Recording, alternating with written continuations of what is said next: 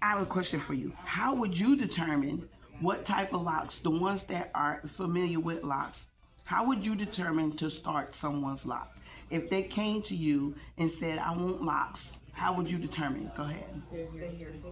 Hair texture, hair type. You also want to look at the density. Now, with you looking at the hair type and the hair texture and the density, how would you determine which style you want to start with?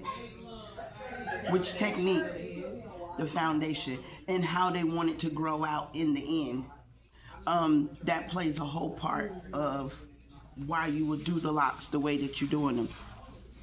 Also, if you are doing a consultation, what are some of the things that you would ask in the consultation for someone that never had locks and they starting a new journey? You know how to maintain them. Important. Ask them what their like daily routine is, like what their hair maintenance will be. Okay. That is. I don't either. How they take care of their hair. How thick or thin and what their locks. Okay. What type of locks there are type of locks like system locks. What's the most important question in your consultation? Do you take any medication? Number one. We got one more then because I wasn't thinking of that one. The price.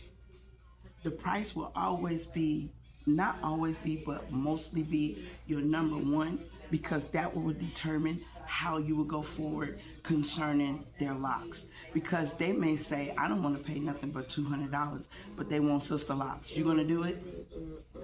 You gotta go through and explain to them why the sister locks is not gonna be $200. First of all, we're gonna be here for 8 hours. Why? Is you think you finna pay me $200? No.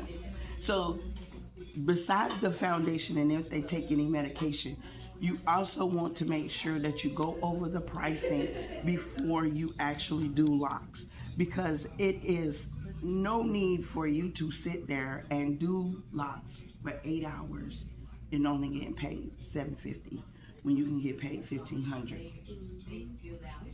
Locks is a big part of the natural hair industry. You can make that money.